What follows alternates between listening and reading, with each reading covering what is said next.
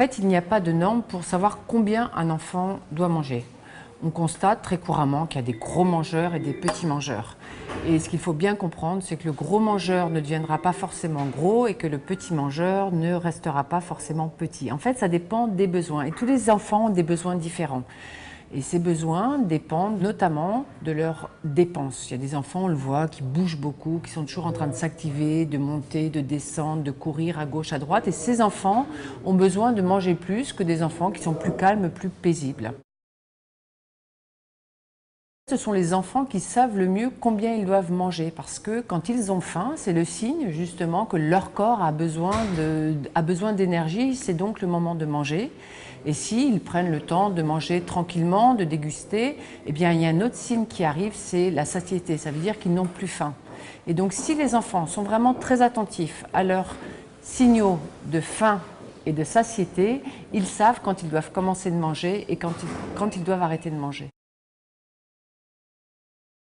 Des études ont montré, en observant ce que consomment les enfants tout au long des jours, et ceci pendant plusieurs semaines, qu'à chaque repas, les enfants consomment des quantités différentes. Par exemple, le déjeuner du lundi va être beaucoup plus important que le déjeuner du mardi, ou le repas du soir plus important que le petit déjeuner. Mais là où les enfants sont constants, c'est sur la semaine. Alors le risque qu'un enfant mange trop, eh bien, c'est qu'il mette à l'intérieur de son corps trop d'énergie. Le corps ne sait pas quoi faire de cette énergie, il n'en a pas besoin pour se dépenser. Et donc cette énergie va se transformer en graisse. Et donc le risque le plus important d'un enfant qui mange trop, c'est qu'il devienne en surpoids. Mais donc ce n'est pas l'enfant qui mange beaucoup qui est forcément en surpoids, parce que si un enfant mange beaucoup mais qu'il a beaucoup de besoins, eh bien, il restera un poids stable et normal pour son âge. Par contre, c'est l'enfant qui mange plus que ses besoins. Ce qu'on constate, c'est qu'au moins pendant la première année de la vie, les enfants savent se réguler. C'est-à-dire qu'ils sont très attentifs à la faim, à la satiété. On le voit, les nourrissons ne vont jamais pleurer tant qu'ils n'ont pas faim. On les met au sein, ils vont arrêter de consommer quand ils n'ont plus faim. Ils vont peut-être garder le sein en bouche, le mamelon tétouillé, mais ils n'ingèrent plus du lait.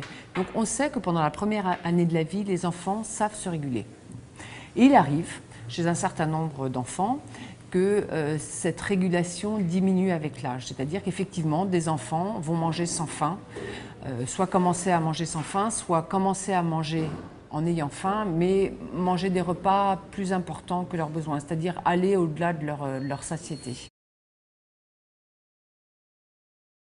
On s'est interrogé de savoir pourquoi certains enfants perdaient cette capacité à sentir la faim de la satiété. Et on s'est rendu compte effectivement que certaines pratiques éducatives peuvent déréguler l'enfant dans cette capacité à sentir la faim de la satiété. Premièrement, le plus important sont des quantités trop importantes servies. On le voit dans de nombreuses familles ou dans de nombreuses structures collectives, on sert la même proportion à tous les enfants, quel que soit leur âge et quels que soient leurs besoins.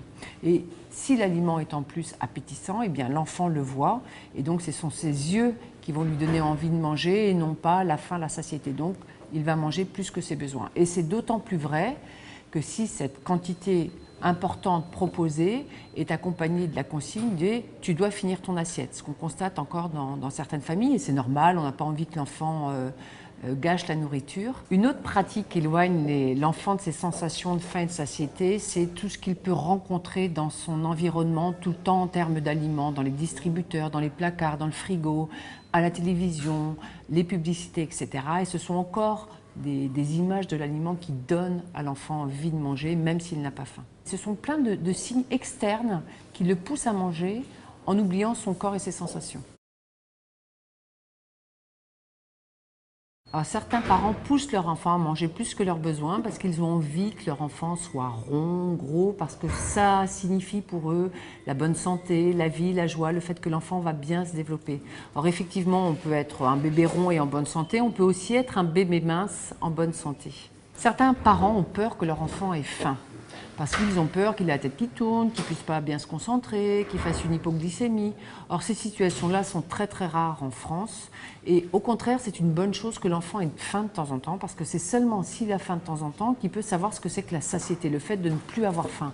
Donc si l'enfant mange ses 4 repas par jour, qu'il n'a pas de problème de développement, il ne faut pas avoir peur. S'il vous dit 1 heure avant le repas qu'il a faim, dire bah, tu peux attendre 1 heure, et ce n'est pas grave en soi, au contraire, c'est une bonne chose. Il y a des parents aussi qui ont besoin que leur enfant mange beaucoup de viande, parce qu'ils associent encore l'idée l'idée que la viande, ça procure du muscle. Alors c'est surtout vrai chez les petits garçons, on veut qu'ils mangent de la viande pour qu'ils soient forts, qu'ils se développent bien.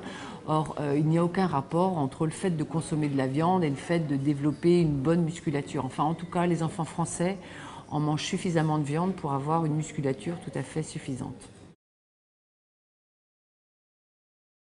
C'est important pour les parents déjà d'avoir connaissance, qu'ils prennent conscience des peurs qui les habitent. Peur que l'enfant soit trop grand, trop gros, trop petit, trop frustré, trop fatigué. Donc de connaître ces peurs, ça permet déjà d'avoir des pratiques qui sont moins dans « tiens, je te donne à manger » pour combler la peur, la frustration, la culpabilité. Alors maintenant, c'est vrai qu'au cours du développement, il y a certains enfants plus gourmands, plus excités, qui vont avoir tendance à manger plus que leurs besoins. Et pour eux, l'idée, c'est toujours que les parents continuent à leur faire confiance, mais aussi aident à l'enfant à se poser des questions sur ses sensations de faim et de satiété. Avant de le resservir, demande « t'es sûr que tu as vraiment faim ou tu as envie de manger ?»